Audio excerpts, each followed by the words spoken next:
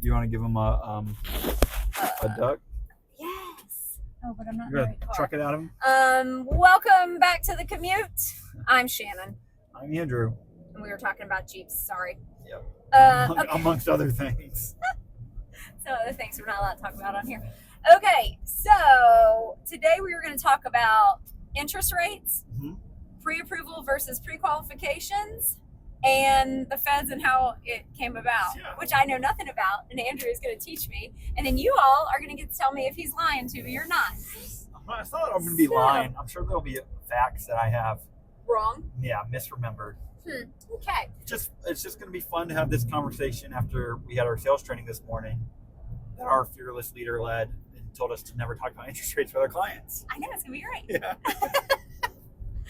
You guys are not our clients yet. All right, so interest rates. What is it? What does it matter?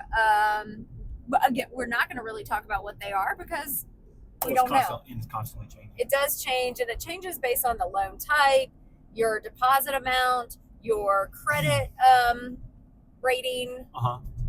But and it's just how many, even like area you're buying. Yeah. Like that's the interesting thing. Like even since Adam's got his license, like if it's Henry County, 300 to 400,000, that's what most people are getting their loan amounts for. So those are going to be most expensive. Because it's a higher demand for them, so they can charge more. So it's just interesting, like how it's even broken down to that level. Right. So, but the interest rate, like buyers were freaking out when interest rates were high, and now they don't really care. Yeah. Right. If they're in the market to buy, they're in the market to buy. They're not like, oh no, what am I going to do with this 7% interest? Right. So ultimately, the interest rate impacts your monthly payment.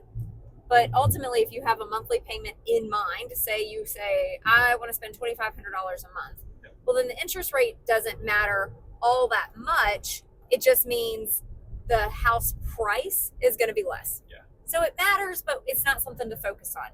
You're approved for what you're approved for. You're going to pay what you're willing to pay, and then that's the amount of a sales price that we're going to look at. Yeah, it really just affects your buying power. Right. So it typically isn't going to make it where someone cannot buy unless they're on that very low end threshold. Yeah. Because there just won't be any inventory.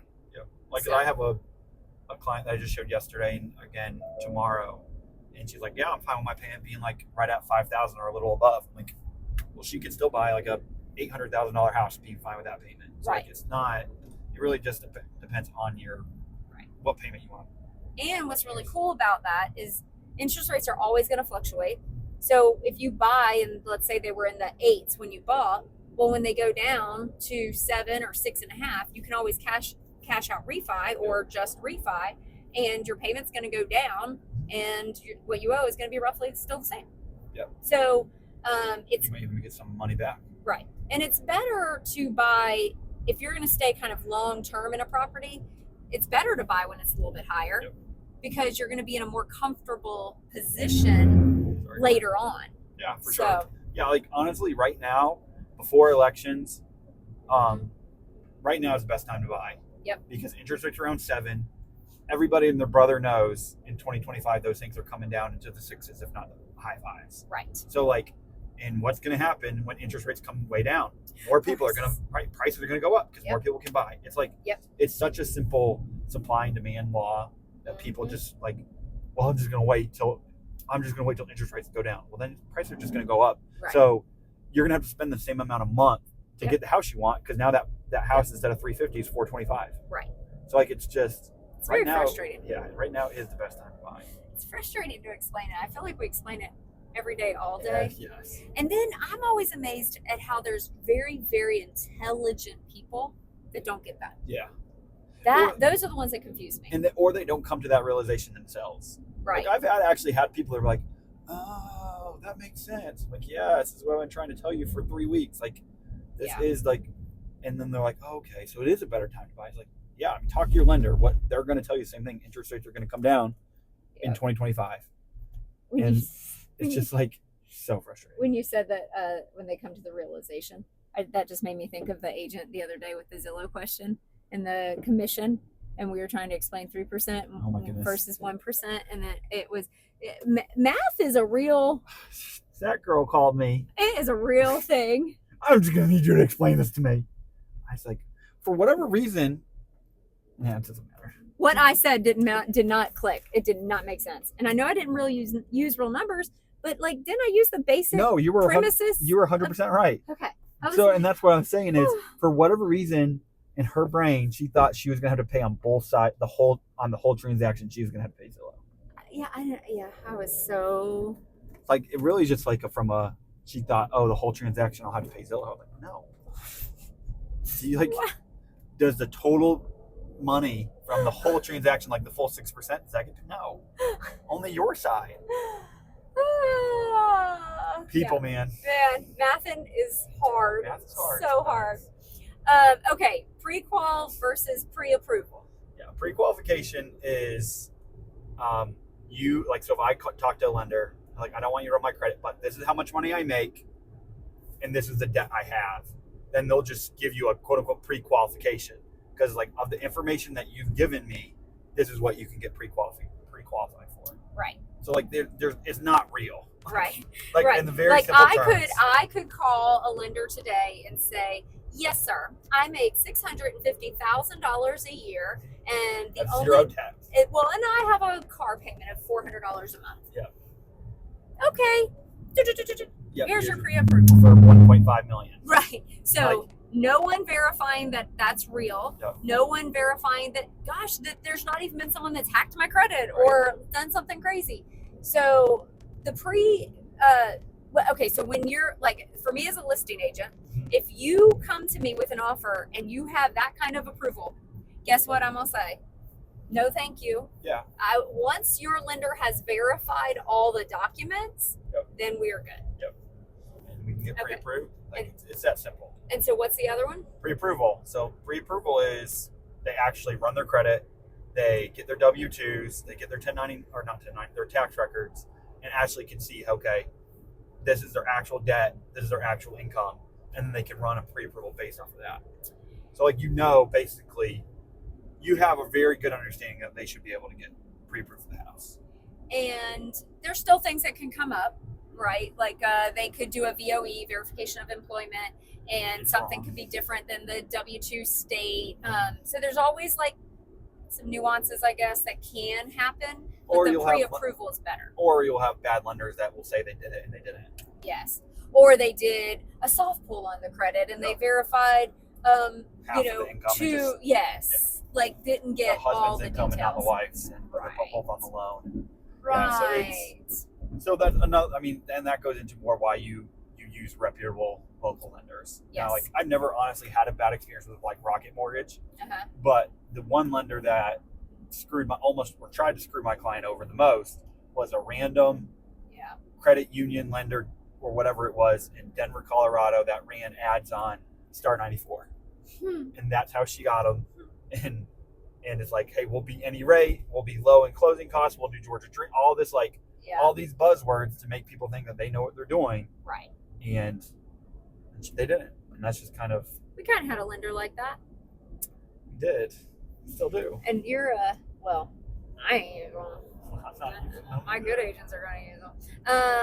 You're leaning. Look, if someone's watching, they cannot see you. But is that what you want? See if it's a good eye day.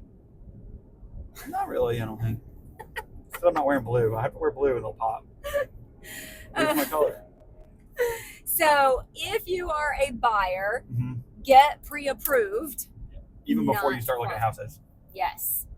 Because in the grand scheme of things, it doesn't impact your credit like 5 points, if it does at all. Yep. And when you see a house, and there are still some markets that it's, multiple offers. Very important. You need it, like, right away. Yep. So, like, it is still very important and it doesn't hurt to know what you actually can afford, what your actual payment would be based off of the county you're looking at. So I don't know. I don't know why people are so scared of that.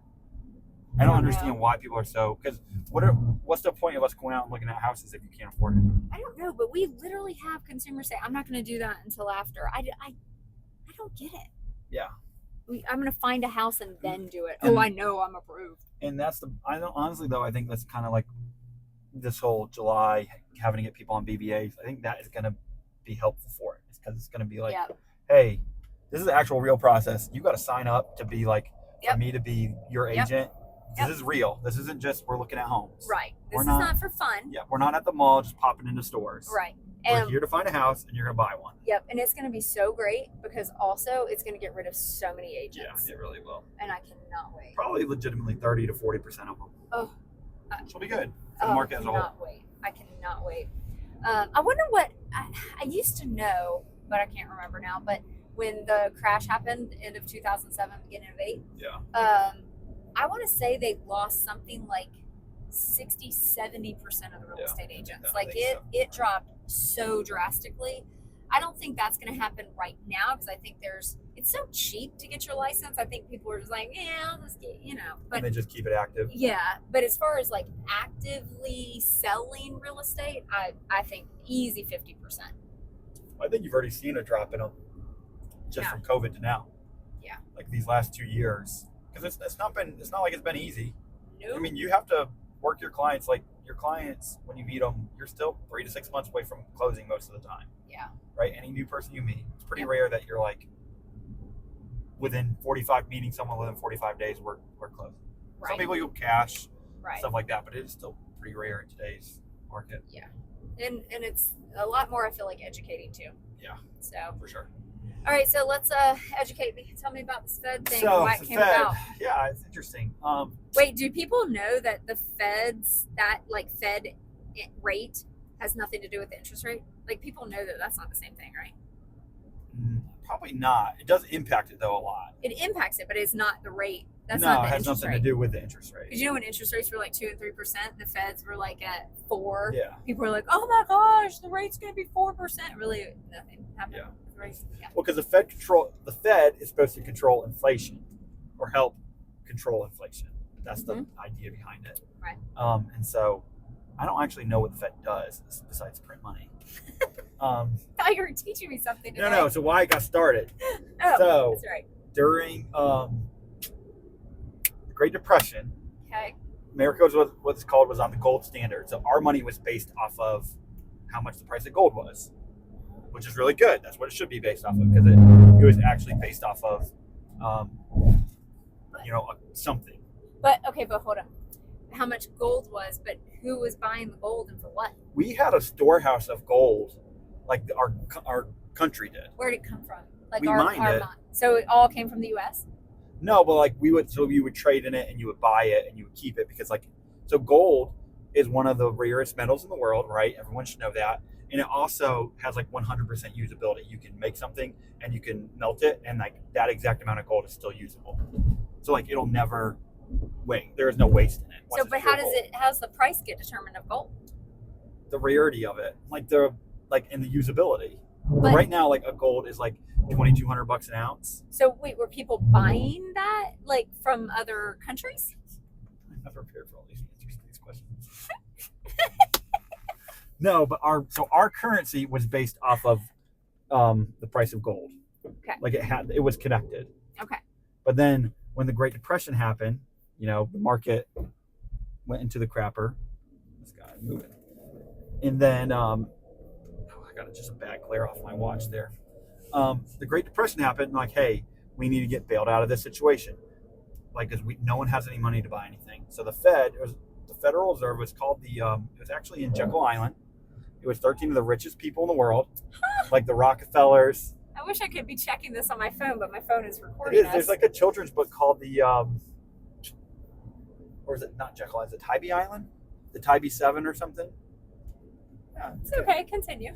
Oh, that Amazon truck almost got smacked. Sorry, my ADHD. So they came together to form, hey, we are going, instead of going away from the gold standard, basically we will fund the country to try to get it back on its feet. Which was a stupid decision by our government to let them to do that because now they control all of our money. They control everything in our So the country. Feds started as a family or a few No, families? it was the richest people in like the world at the time. So it was like the Rockefellers. Right. So they started the Fed. And Yeah, the Fed they came together. That was their money that was being used. Yep. Huh. Because the Fed is not a government-ran institution. It's private. It's a private bank. Shut up. No, the Fed is a private bank. That's what I'm saying. It controls everything. That's what's so bad about it. So like we have no real power. We have no real power to tell it what to do because it controls all of our money, and it controls the world's money because America's economy runs the world, but the Fed runs America's economy. So we're all kind of just like screwed. And Fed stands for Federal something. I have no idea. It's the Federal Reserve is what it is. Oh, it's just the Federal Reserve. Yeah, that's what we call it, Fed. But it's not a government. It's not a government entity. Huh. It's interesting, isn't it? I don't know. But wouldn't you think the Federal Reserve is a government entity? Yeah. I think I have to do more research on this. Yeah, you do. It's interesting. So there's some YouTube rabbit holes you can get down. So they haphazardly decided what the dollar is worth? Not haphazardly. So it started to be like, hey, we were in this, you had the roaring 20s, and then you had, because that was like when you had the industrial boom. Right. And then you had the Great Depression. Or was it the Great Depression? No, the Great Depression was after the 30s. Yeah. And then, and so like they were just trying to figure out how are we going to get our citizens out of this like issue. Uh-huh. You know what I mean? Because like everyone was super poor, no one had any money, and so they were trying to fight inflation. And the best way they fight that is like, because now the Fed still does the same exact thing, right? Its job is to quote unquote fight inflation. So, but some would argue that it creates inflation because that's how they make more money. Well, they can control it. Yeah. To do whatever they need it to at the time. Exactly. So, okay, so how does it impact? This is why people are conspiracy theorists, because right. There's more to everyone, any kid in America, if you hear the Fed, they're going to think it's a federal thing, right? It's just like our government. It's part of the government. It's not. So how does it impact interest rates for buying a home? So it impacts them because the Fed, what's that guy's name? He'll come out and he'll do his press conference and he'll say, inflation is down, numbers look good, employment is up in America, inflation rates are down. We was at 4%, now it's at 2%. And so now banks will be like, oh, now people are going to spend more money, so that's why it impacts the rates. But then wouldn't that just make the rates go up? No, because people are saying inflation's down, so now the cost of goods are down. So interest rates are going to come down because they're like people are going to have more money to spend, and there's going to be more. There's going to have more people there instead of limited amount of money coming into the market. Now more money will come into the market, so now interest rates will come down because there'll be more money. So the reason you got to charge more money or more percentage is because there's a limited amount of money in it. So if there's more money because there's more supply, so now you got to cut your rates to try to get the business. So the banks are like, okay, if it's looking good, we can bring the rates down. Yeah, so we get more people. But why wouldn't you bring the rates down if everything's looking bad? Because still people won't have the money to do it.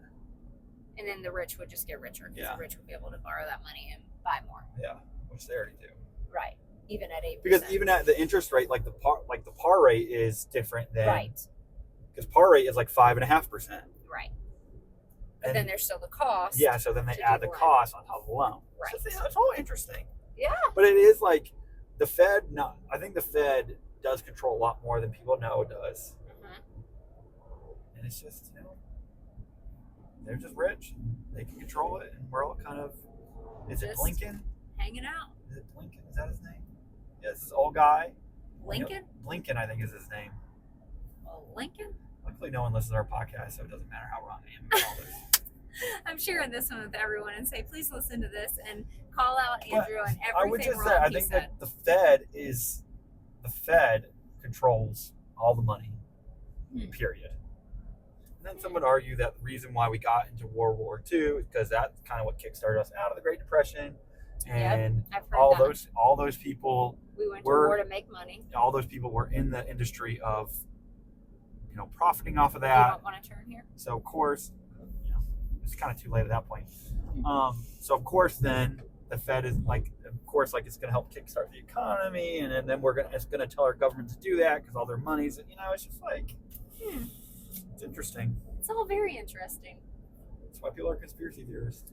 It's fun. Some of them I can get on board with. Others I'm just like, who has this much time on their hands, and why don't we all just get to work and do what we need to do and live our lives and not really worry about it? Well, yeah, I mean, I'm with that. I think. How many people do you know or know of that are literally like, I am not putting my money in a bank? Oh, 0.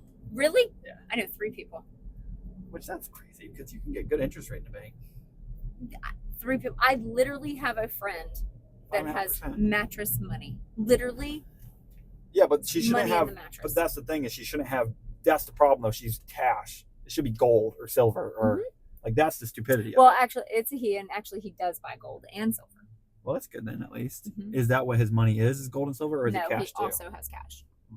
And I'm not talking like a couple $100 in cash. Oh, well, yeah, I'm assuming it's at least a good chunk of change. 25, 30 grand. Oh, no more. Really? 50? More. 6 figures in cash. Yes. Yeah, what a guy. I would just like to meet this guy. You have.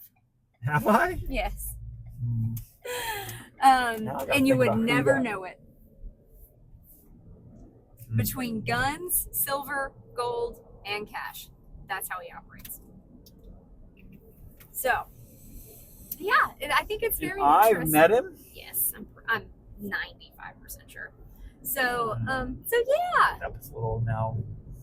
So, yeah. All right. So, good talk about The Fed, man. The Fed. It controls everything. the Fed. Controls all I'm our going lives to if we do don't know. research. I'm going to share this podcast and get everyone to comment About on. the Fed. That is a weird looking house. Yeah, they added to it like 3 different times. That is so weird looking. And it looks like they're not doing it cheap. I mean, look like they're spending money. Anyway, so comment and let us know everything that Andrew said that is wrong. I mean, Just correct him. Correct him. He Listen, wants to that's how we learn. learn. He wants to learn. So let's correct him. Yeah. All right. That's interesting. What's all the stuff that you're supposed to say? So follow us on YouTube at the Commute Pod. Follow us on Instagram at the Commute.pod. Don't forget that dot. Follow me at Andrew Videla. I don't care if you follow Follow me or Shannon not. at Shannon.Watkins_real. I don't know. Just think look that might be Shannon right. Watkins. You'll find me. Yeah. Can I just show you all before we hang up? This is for you on YouTube that are watching instead of just listening. This is how Andrew keeps a receipt. Can you tell that it's like wrinkly? Like it's almost so thin. It's just chilling. It's just chilling up here. He claims that it's scanned in. It was the. Hold on. Let me put it in the trash can. That's so rude. That's where You don't have any room to talk.